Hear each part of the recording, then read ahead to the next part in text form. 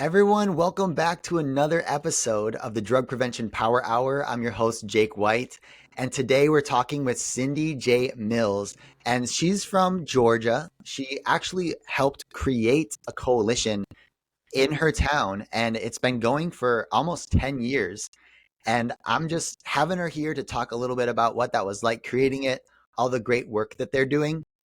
And then one of the reasons I thought it would be really cool to talk with Cindy as well is she's really involved in the board of commissioners. And for anyone who's in prevention, like the funding aspect is huge. And to know someone on that board could be a very, very important relationship and to know how you can help them so that they can help you with your initiatives as well. So Cindy, welcome to the Drug Prevention Power Hour. Thank you. Thank you for having me. Absolutely. So can you just start by telling us a little bit about you, background, where you're from, just a little bit of background? I grew up here in Cumming, Georgia, Forsyth County, and I ran for office the first time I started serving in 2013. And this is my last year. I am not going to be seeking office again for my mental health. I've decided I need to not be in this role, but I'm going to keep doing the drug coalition and the mental health. I have a mental health council as well. And Okay. so I didn't combine them. I thought about combining, but I felt like that there was overlap, but there was also not overlap. And I didn't want to offend. And there were people that had more interest in the mental health than they did the drug, you know, Okay. more that line with drug coalition. So, but Okay.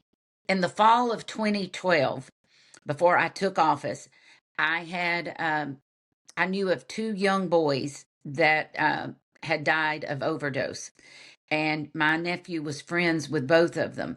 And I didn't know them close, but I knew of them. And I kept asking him. We had a brand new sheriff that was coming into office, and I remember asking him what had happened with the 15-year-old that had died.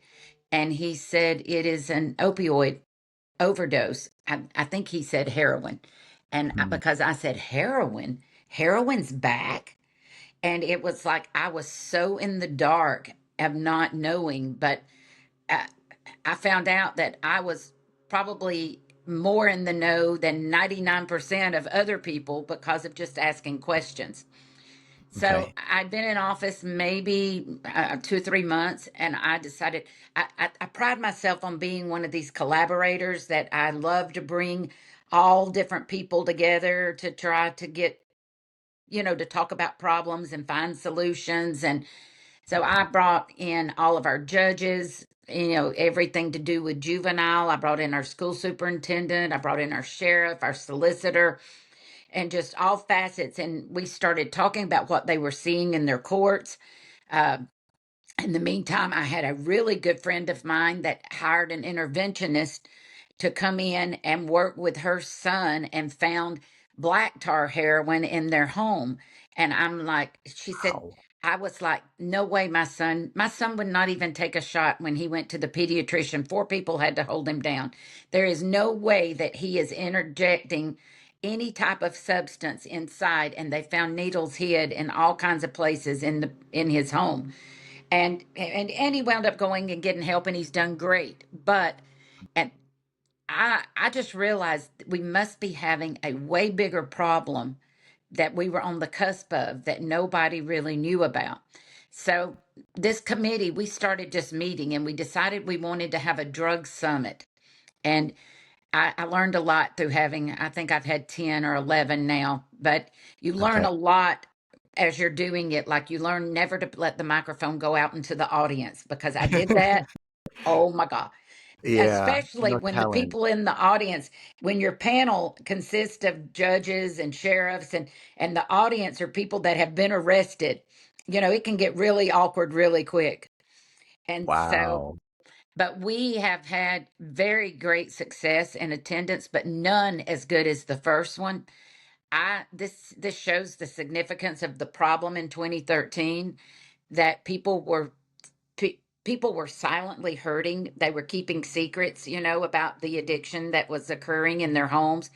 especially with their children, and not having resources, nowhere to go. And we had the first summit, and I thought, I need to get somebody, name somebody to speak. And I had way too many speakers that night, I learned. But, and I learned that the political people are not what people are wanting to hear.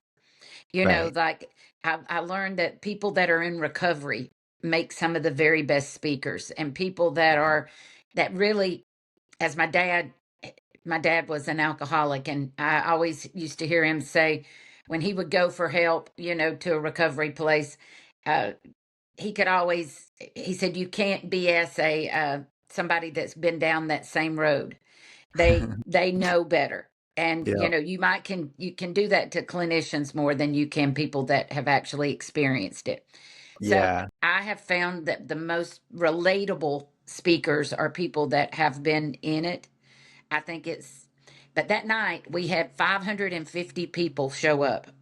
And Okay. I mean, we kept opening the room bigger and bigger and bringing out more and more chairs. And to me, that is just symbolic of the problem that was existing in our community. I'm Mhm. thankful we did that because we got ahead of a lot of other communities because of just having the conversation, which is what you're doing, but is just by talking about it, we made it where we didn't realize. I mean, I had not gotten as deep into it to understand about stigma, but as we went on into it, you know, we would just encourage people to have the conversations. I've seen this evolution occur because of us doing it this long, that all of a sudden you have to build trust and you have to build uh, you know, where people see that you're being just balanced, that you're not, you know, the school system was real hesitant in the beginning. Like they felt like, you know, we would be attacking them or we would be um, saying they're doing Right. something wrong. And that was not it at They don't all. want that image. No, no, Yeah. no, no, no, no. Especially we're an extremely wealthy county. And, you know, where a lot of people lead with how wealthy they are, or a lot of Right. people, you know, and that makes it worse in some ways because when people have those kind of masks, you know, like that's more layers that have got to be peeled back to ask for Yeah. help or to just be honest. And to have honest dialogue is just critical. And Right. that's what we, You can't help if someone doesn't acknowledge there's a problem or an issue, and no. they would rather sweep it under the rug because we're, like you said, the mask, that's a perfect metaphor. Like, you know, you can't see what's going on. Everything's good. I have money, I have a family, I have a big house. There's nothing that could be going on. Yeah, and that's what we've tried our best. We've start from the drug coalition group that we started, uh, not funny, but somewhat humorous, maybe. It's Mm. according to how you look at it. When we first started, we found out that there was a SAMHSA grant out there for drug coalitions. What we didn't know is that somebody in our community had been taking that grant improperly for almost 10 Oh, years, one to the tune of like $1.2 million. It's what? 125,000 a year. And yeah, when I started it, I definitely didn't know I'd be part of a criminal investigation. And so I was able to get our staff to help me put together everything, and I carried it to the sheriff's office. It was under a taekwondo business, and supposedly they were offering all this youth stuff, but it really was not occurring. And they had forged the judges and the sheriff and county commissioners and everybody's name. And the application was like thick. I mean, a tough application.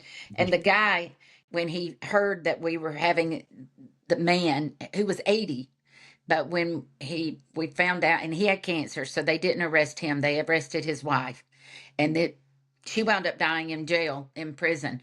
But they wound up having like 40 charities. And the guy even sent a message to me through juvenile court that he was really good at doing applications if I needed help with it. And I'm like, Whoa, no, that's scary. no, I don't think. And it is because, and we were fearful we wouldn't be able to get the grant because our resources had been used up by somebody unlawfully. Right, But right. we were What did able they end to. up? Did they end up? I mean, they would probably have to sue or do something to get the money back that he Oh, would have to take I care think of the to get money the was money back. gone. But She just went to prison and then died in prison. Her children oh, that's reached so out to me sad. one time. It was sad. It Oh, was sad, but They have made a lot of decisions based on nonprofits that were not accurate. Right. Oh man, that's fraud. That's bad. Um, So we I got the grant. Now we're coming down to our last year of the grant. This is what okay. makes no sense. And is that we have got a coalition that's fabulous. We meet every month. We've got a director. We have assistants that help, an assistant that helps her part time. um, we bring it's like an umbrella. It's like if you think about United Way, maybe, but you look at, we are an umbrella for all providers. Anything, we have mothers that have lost children to addiction. We have a parent recovery network that came out of our organization that meets with parents. They're part of our organization. We have, places that give care, some that are Mhm. just men alcoholics, others that are women, that they come and we have what is called the connection. And that is for people in recovery through the courts and not that just come and they have 12-step programs. They have one-on-one counseling. And Mhm. it's just a way that everybody can come together. Juvenile court comes, sheriff's office come, and everybody talks about what you're seeing in the community, your greatest concerns in the community, ways that the council can help. We've Yeah. become, once we, so 6 years ago, I think we're in our final year, I was able to ask our board to divert some funds from our social services to bring in a real drug counselor. They had Okay. been coming in a couple of days a week, and this is in our high school. And to begin with, this is how it's evolved. Nobody really, other than the alternative school, and that principal, every principal has a lot of autonomy. And this principal knew that he needed extra help with his kids. Okay. Um, and so I think it was something like 80 or 90% of his kids had drug offenses or alcohol, and Whoa. that went to their middle and high school. And so I asked our board, would they do a pilot program? Uh, we could hire a counselor for the school year, that it was $45,000, and the county would pay 35, and the sheriff would put in 10 from his drug seizure money. Okay. And we did it 3 years. We had parents coming saying, this saved my child's life. If my child had not, because we all know that if worked in recovery, it's all about relationships and Yes. it's about the continuum of care. And if you get a counselor that's talking to you and giving you confidence in finding that you can have a life free of drugs and be happy, that you Mhm. don't need it to be cool, that you don't need, it's so much better than a scared straight something. Yes. This is more about loving and it's more about giving love. Yeah. And so Oh, you're it's speaking my been, language, Cindy. You're well, speaking my language. it has been wildly, it's been so successful that the principals in the past, when we were begging them, they to get drug counselors, and that a drug counselor is not like a school counselor. A drug counselor can speak the language, and we try to work really hard. One of our members of the drug council finds these people to hire, and then he always tries to make it be young, hip, you know Yeah. people that the kids will relate to, Yeah. that, and Are that they have been in recovery at least 3 years themselves. okay? Are there more drug counselors in the schools now, or is it Well, one that travels throughout the county? that one goes to a few places, but Carolyn Bordeaux was a state representative and she got us money for a second one. And Okay, so we cool. put that at the North Cluster, which is where I represent, and she's at North High School.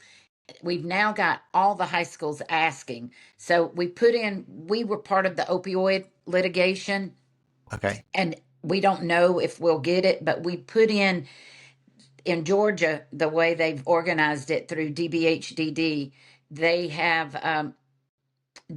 where they're giving special attention, or they wanted this first round of application to be women and children and workforce. And so we did a collaborative uh, application with the Forsyth County government, the Board of Education, the University of North Georgia, the Sheriff's Office, and the Drug Council. and we have asked, I think it was 1.5 million, but we were giving back to, because we've taken in 1.2 million of opioid dollars to our Mhm. county so far, and that'll keep growing the next 16 years, I think. But Okay. we've agreed that in from the opioid money, we'll pay for 2 drug counselors. The school system will pay for 2 drug counselors, and we're asking that the um, this opioid grant will pay for 2. So that would get us Okay. from 2, adding 4 more would be to 6 drug Okay. counselors in our That's school system. And that's then, great. oh, it's humongous help for these kids. Oh, it's like, Yeah. and then we have a program called Full Circle that came, I think they originated in Arizona. Oh, do you know Yeah. about Full Circle? I had Chandler Newton from Full Circle on our podcast. Okay, So, so we've got a yes. Full Oh, Circle here. they're And awesome. And Oh so my God. they work real closely with our drug counselors. So there is, Mhm. getting those kids on Friday night to be able to go play their uh what are some of those games? I can't even remember. They were something with a fly swatter hockey or something. Oh yeah. Uh, anyway, so we get them, they have a facility. I was helpful in getting them a grant. They Oh, got, I think, 250,000 for 4 years or something to help with get them going good. That was another Carolyn Bordeaux. She got beat, so it's like Cindy. this huge gap. Oh, I need to.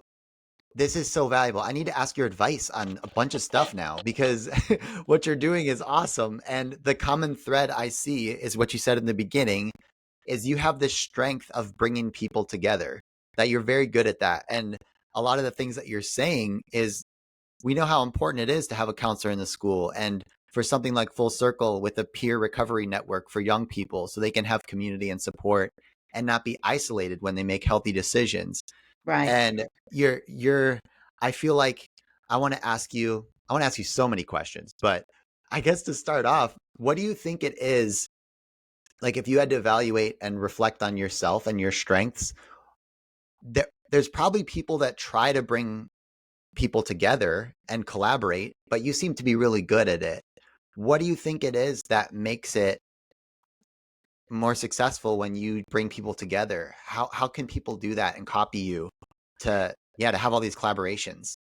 With me, it's just who I am. Like I think I'm old enough that I've been active in the community. I have a trust factor, that people know I'm not just wasting their time. I think I'm very sincere and genuine. Like I'm not trying to do something. It wasn't ever a thing about reelecting me. I've never used it as part of my, like I always mention that I've got a heart. In fact, it's been used against me sometimes. I'm a Mm. Republican, and we've got this group of Republicans out there that, or I run Republican, and and they think that if you have a heart, you can't be Republican, and I'm like, yeah, you can. And my faith is very important to me, and Hmm. I feel like that God commands us all to take care of each other. Hmm. And I don't, it was something I couldn't set aside. I couldn't say, okay, now I'm in political office. That means I got to stop caring about people.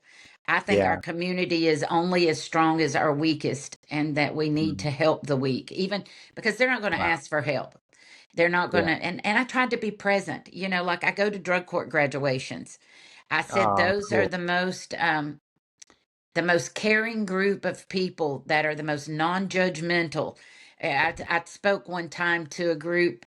They had a little concert thing, and I went and spoke, and I said, I know this doesn't sound, for all the lying, for all the stealing, for all the other bad things that might have occurred before sobriety. I really believe that when we get to heaven, heaven is going to be like a drug, like it's where everybody's Mm. not going to be judging each other on their assets or where they are in society or anything like Yeah. that. I think it's going to be on the heart, and I always feel like a drug court graduation is all about, I mean, people are clapping for people, and they just encourage people, and they're not looking at what all bad they did before they got to that place. They're just in the moment, that moment. Oh, And I think that kind of encouragement we need that throughout our world right now. everywhere. Yes. Oh yeah. Amen. And I'm like you, my faith drives on my decisions. Like it's on a foundation of faith. And I think it's, coming up in election season and everything is happening. So there's also this dilemma and stereotypes and stigma. It's not just in recovery and prevention and stuff like that. It's in everything. So for when I'm wrestling with who I'm voting for and stuff like that, and I call myself a Democrat, I lean Republican financially and fiscally with like responsibility with funds. But then there's that caring of people that feels Democratic, and I don't know if But who it I'm going to shouldn't vote be, for. but It it doesn't matter, right? shouldn't Yeah. be political. Mental health No, and it's about drug the person. addiction and all of those things Mhm. affect everyone. And while we're making these type of social issues be, we just had a mental health facility that we had funded for 3 years, voted down by our board, a Mhm. reversal. And it was offering hope to so many people. I mean, Mhm. right now we have nothing. We have nowhere for crisis stabilization at all. With 275,000 people, we have nothing. And Mhm. they changed, and it was a truly political decision. And I think when politics takes a superiority over the people it's supposed to be serving, it's never good. And it's never good. No good outcome will come from it. And Right. I mean, there's nothing that says that Forsyth County won't be the next school shooting or the next Walmart shooting or the next, and we can't, if, how do we get people to, if we are the ones as government that are encouraging stigmas, if we're the ones that sit there on when we're in our office and we're sitting in a public meeting and we are saying those people, or we don't want those people, or that it'll be institutionalized and that they're, which is a crisis stabilization, 4 to 7 days max, but that the homeless will be out there and just negative, negative, negative, instead of seeing that this was a once in a lifetime opportunity with ARPA that we'll never have that again. We'll never Yeah. have that. So it's Well, frustrating. The stigmas are real. They're real. yeah. And what I'm hearing from you, Cindy, is when I asked you that question about connection and collaborating, it's less about what you do and it's more about who you are, is you see every person as valuable. And not only that, you're showing up where they're showing up. You're at the drug I court do. graduation, you're meeting with people. By the time you probably are asking them about ideas and how you can collaborate, you already know them. It's not like you're cold outreach emailing people and calling people saying, hey, I need money or let's collaborate. We don't know each other. It's like, no, you're building these connections because that's who you are and you care about everyone. So then when it comes for a time to ask for something, it doesn't feel like you're a salesperson or Yeah, someone that they don't trust. that's It's just true. kind of But who you are. we did our walk for recovery in April, and because of the relationships with the mayor and it being good, he was more than happy to provide us a facility 2 years in a row at no cost. So our drug council has never got a dime from the county. I mean, we've never had. We've stood on our own with our SAMHSA grant, which later turned into ONDCP. I think is now who we get it from, but Okay. it did go to the CDC, and then the Oh, yeah. CDC. It just kept changing. The Yeah. sad thing is that we need to get to the federal government and get them not to stop the grant after 10 years. I'm all for like the meeting the criteria and even stepping it up, whatever, but they want you to be freestanding after 10 years, and it's hard to go to a community and raise money based on Yeah. what your get people care about it only when it's affecting their home. Right. And what I think is tough is that part of that money and the CADCA now is calling it the DFC, the Drug Free Communities Program, Yes, or that's at least it. the way. Yeah, and so it's 125,000 for 10 years like you mentioned, Yeah, and you have to reapply after 5, but with the amount of money being so low, it's actually hard because you're basically saying you can hire one person, yeah. maybe We've one got person two. and a part-time, Yeah, right? But then to expect them to run and sustain a nonprofit organization after 10 years, it's fully sustainable. and produce all those outcomes. That's a very tall order. It takes a very special person to be able to do that. Um, And we've tried to make it where we're very valuable. Like I kept telling them, we have got to make it be worthwhile. Like we've got to show the community. So we've been getting more and more involved in the schools where we train speakers in the recovery community. We okay, tell cool. them, like we had Heather Hayes she's pretty well known as an intervention person, and she came in and gave the language, of this is good to say, this is bad to say, this is bad for recovery to say this is good. These are people, people take this. These are the points you need to make with kids. Kids are not dumb. They need to be talked to about the brain. They need Mm, to hear about the forming brain and how long, it takes, and that it's yep. still developing. And if you train your brain this, and, that works way more than if you just say, no, don't do it. Just don't do it. Exactly. Just don't. Yep. And so we've got a good list of people that don't mind going in. And so the schools call us, the health classes call us. We line up their speakers and we go in, and we're able to have, and that helps. And also the drug counselors that are in the school help with that too. I Right. did principal for the day at the alternative school, and I sat in on a one of the therapy groups. I think there was 8 or 10 kids in there. All of them were in recovery. Uh, some only a few weeks. Some, I think that longest was maybe 8, 9 months.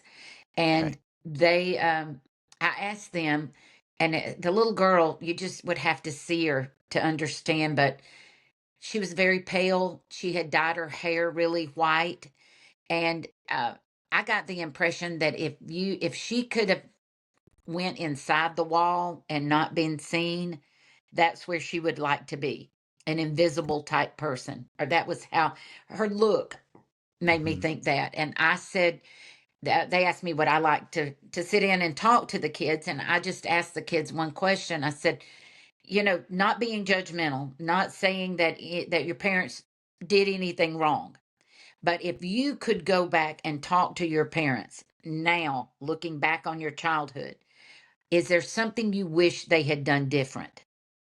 And that little girl spoke up. I never would have dreamed she would have. And she said, I just wish they had offered me protection. She said, I wish that they had not put the alcohol out in front of me, that they had not made it available to me.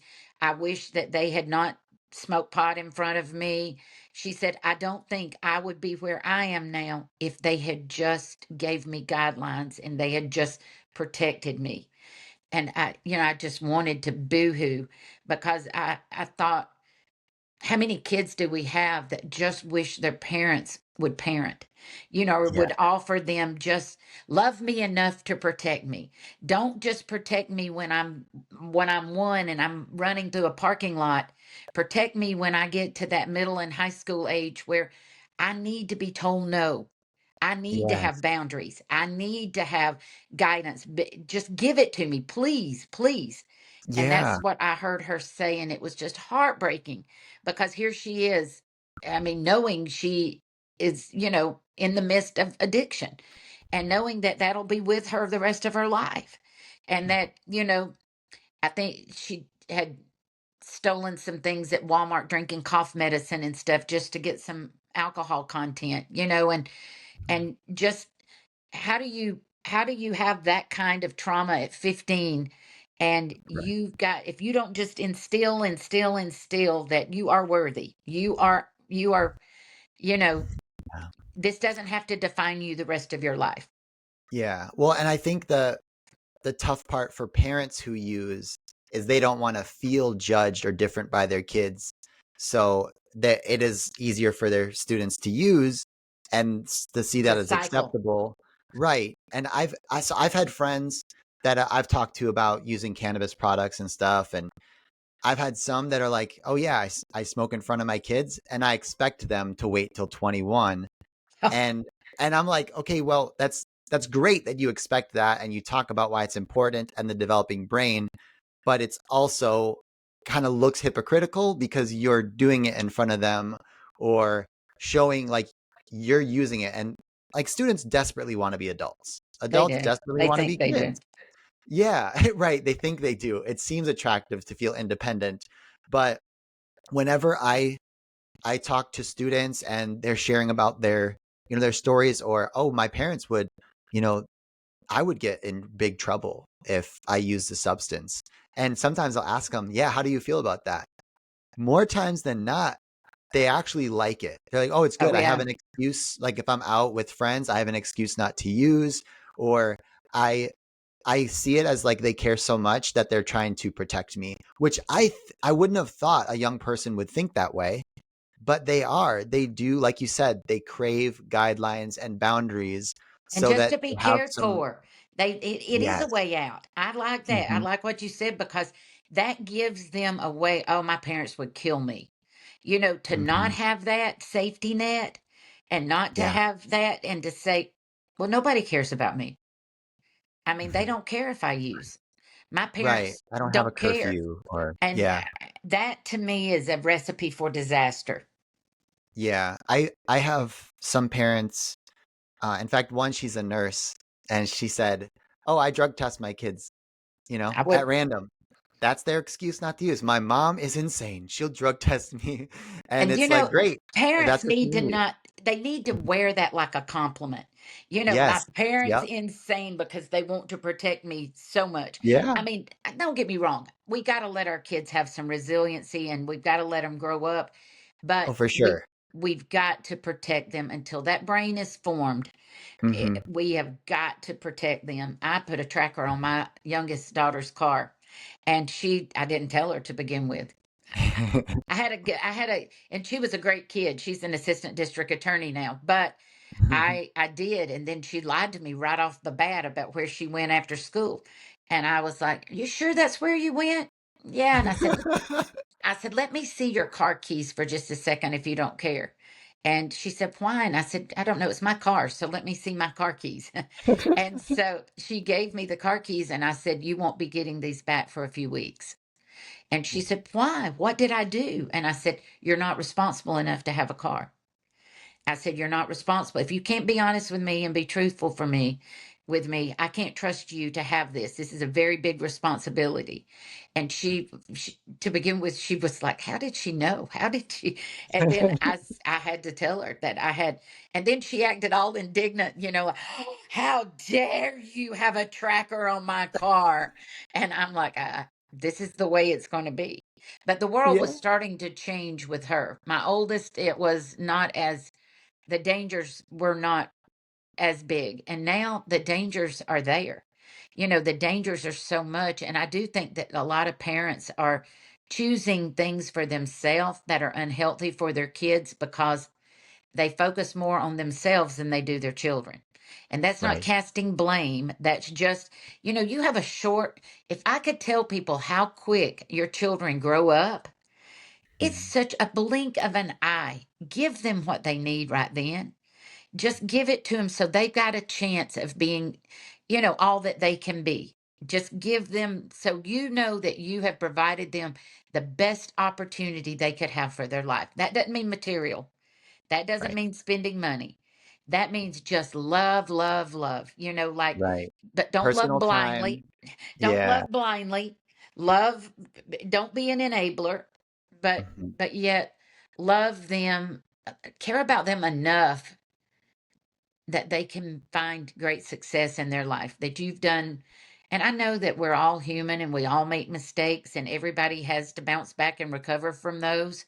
Don't Mhm. let that, don't let that bring you down. But I have just seen through this that there is, we not only need to empower kids, we need to empower parents because parents are a lot of the times need that encouragement, of how can I parent better? Or how do I deal with an unruly child? Or how, and the funny thing, it's not funny, it's really sad, but that the age of mental health declining is getting younger and younger and younger.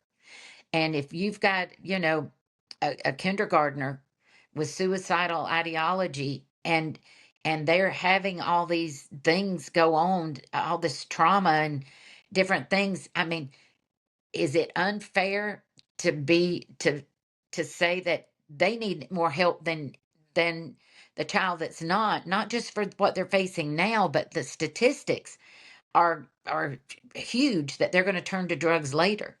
You know, that if there's not some type of intervention with love and compassion and care and reinforcement and all those things, that child, if they're already mentally unstable, it's only going to get worse later on. Yeah. Yeah. I would love to bring it back um, kind of full circle. Okay. We talked about parents' activities, we talked about mental health, we talked about your coalitions and building partnerships.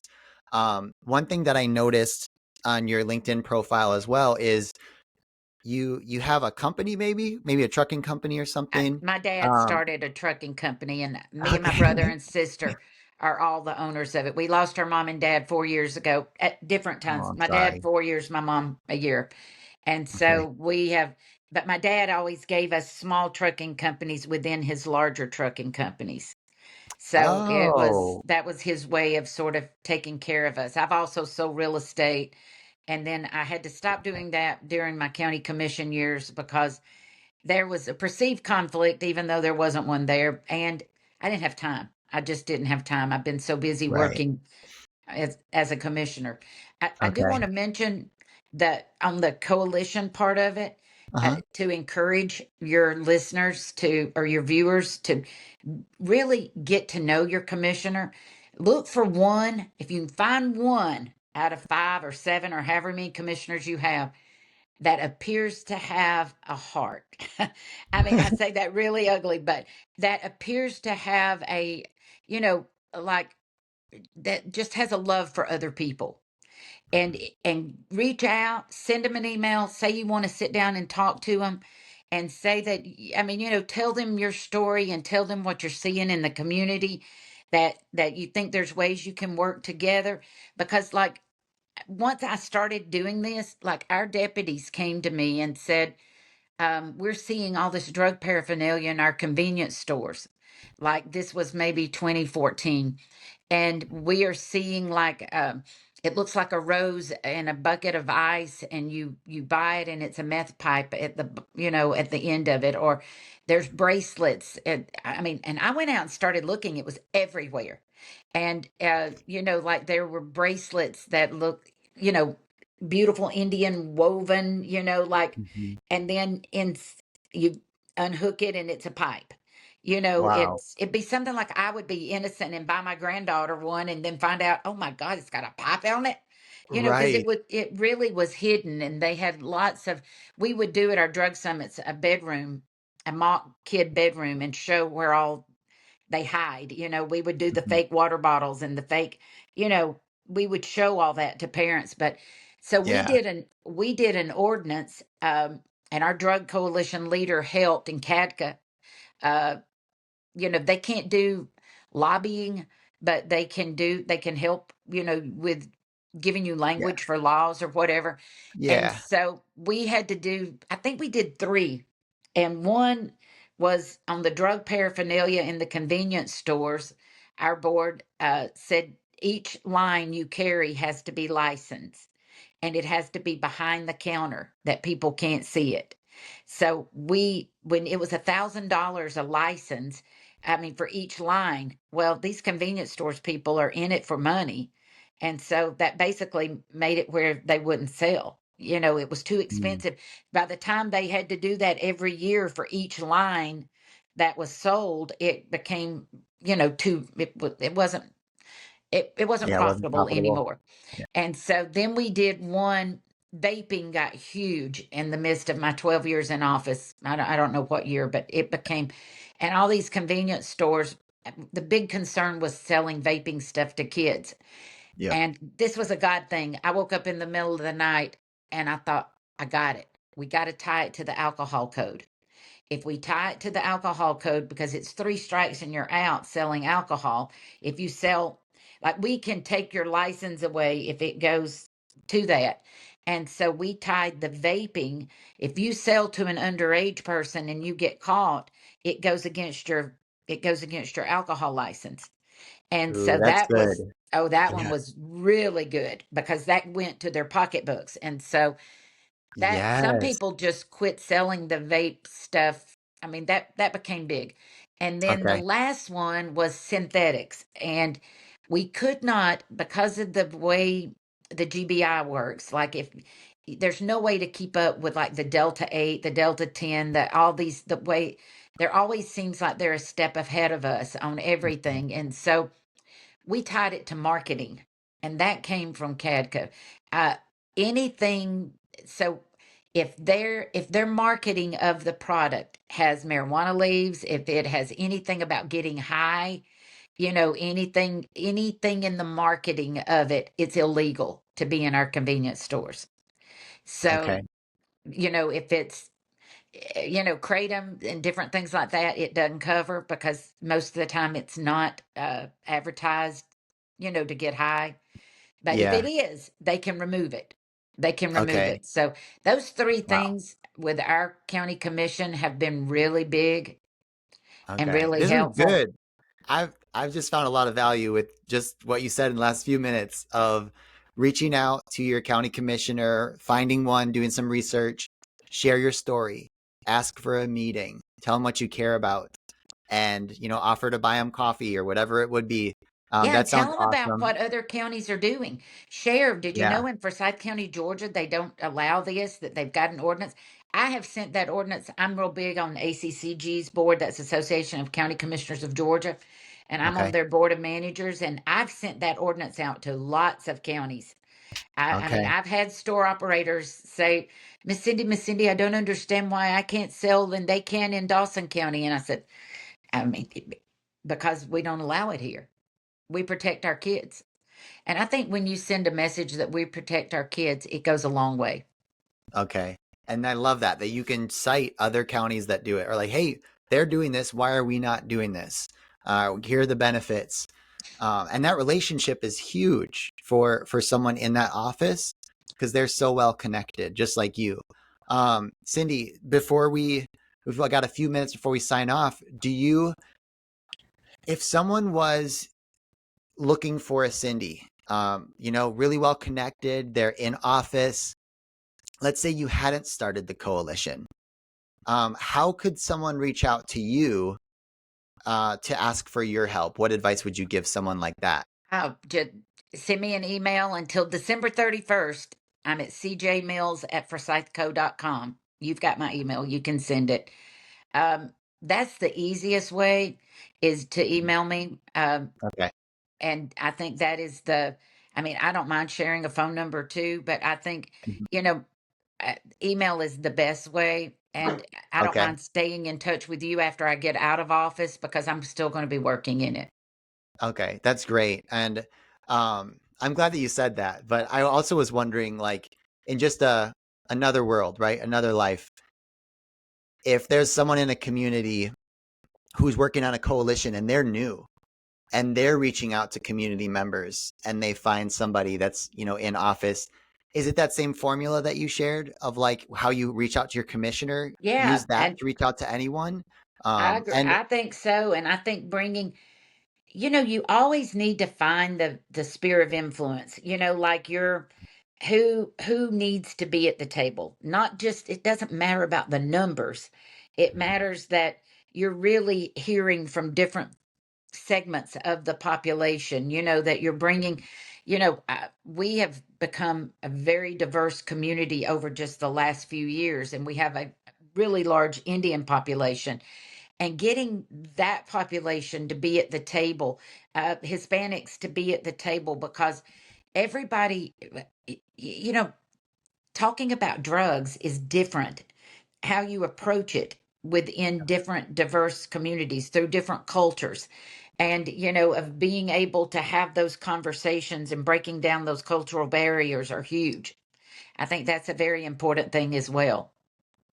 that's great. That's awesome. So for anyone listening to get in touch with probably your chamber of commerce, your local boards, seeing what your city, your county, your state has in there is probably one of the best strategies because, like you said, it's if you have a room full of the wrong people, it's not going to go very far. But if you have even just a small room of the right people who can help you make moves and have a pulse on what's going on and does represent the diversity of your area, then you're going to create change. Like you can't not do it. You have all these incredible people in the room.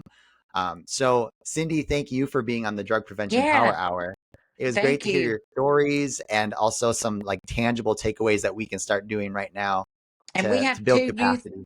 we have two youth councils that I mentioned to you earlier that's like our drug council but for youth that we support. Like we're using the rest of our money that we have left over in the grant, to buy. They wanted to do the naloxone kits, the Oh yeah, and we're buying I think 4,000 of those for them to be able to give out and for their campaign. And we try to just really support the youth and their stuff that they do and try to encourage. They don't have a lot of numbers in their group, but they've got a lot of heart and they do a lot of different yeah. campaigns. So maybe I can connect you to those kids later too. Oh yeah, if they need help sharing with their peers and getting them more involved and building their group and their leadership and impact, that's what we love to do. That's Yeah, what that's that's what great. God put us on this earth to do. Like we're on fire for it. We love it. So That's we'll stay great. in touch about that. But Okay, Cindy, good. you've been so generous to me, Cindy. This is awesome. Thank you And for having me. yeah, of course. And for everyone listening, this has been another episode of the Drug Prevention Power Hour. Once again, if someone hasn't told you recently, you're doing life saving work. It's going to impact lives, whether you see it now or it happens in the future. You're planting seeds and they're going to grow. So keep up that incredible work. Maybe we'll see you at one of the events that are going on nationwide. And until then, we'll see you on another episode next Monday.